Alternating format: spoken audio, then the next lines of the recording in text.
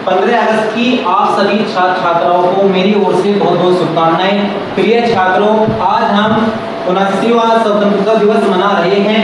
यह दिन हम सभी के लिए बहुत महत्वपूर्ण है। हमारे देश को आजाद हुए 78 साल हो गए हैं और आज हम 79वां स्वतंत्रता दिवस मना रहे हैं, क्योंकि यह हमें अपने देश की आज़ादी और उन वीरों की याद दिलाता है जिन्होंने हमें यह आज़ादी दिलाने के लिए अपना सब कुछ न्योछावर कर दिया है।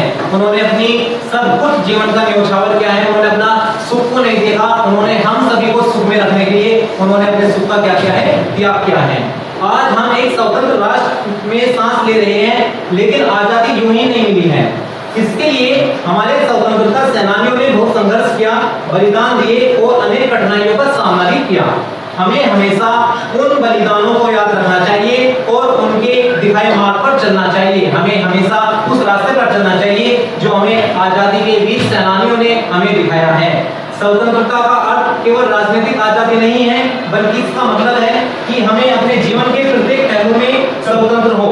हमें शिक्षा, स्वास्थ्य और विकास के समान अवसर मिलने चाहिए। आप सभी छात्रों से मेरा अनुरोध है कि आप अपने देश से प्यार करें, इसके सांस्कृतिक पहलुओं को समझें।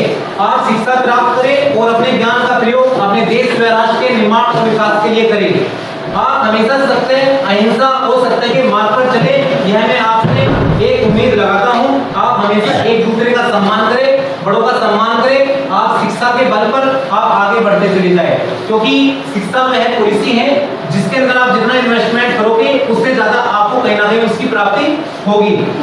माखनलाल चतुर्वेदी जी की कुछ पंक्तियां इस अवसर पर याद आती हैं, जिसमें उन्होंने कहा है कि चाह नहीं मैं सुरबाला के गहनों में गूंथा जाऊं, चाह नहीं मैं प्रेमी माला में दिलकर प्यारी को ललचाऊं, चाह नहीं मैं सम्राटों के सौ पर हे हरि डाला जाऊं, चाह नहीं मैं देवों के सिर पर चढ़ूं भाग्य पर इठलाऊं, मुझे तोड़ लेना वनमाली और उस कदम में टूटे ना है, मातृभूमि पर शीश चढ़ाने जिस पर जाए वीर अनेक। इस अवसर पर मैंने जो आपको बताया है, मैं उम्मीद करता हूं कि आप सभी आने वाले समय में सत्य, अहिंसा और एक अच्छाई के रास्ते पर चलेंगे। इस अवसर पर आइए हम सब मिलकर अपने राष्ट्र को एक मजबूत करने का संकल्प लेते हैं और इस अवसर पर आप सभी को मेरी तरफ से 15 अगस्त की बहुत बहुत शुभकामनाएं। जय हिंद, जय भारत।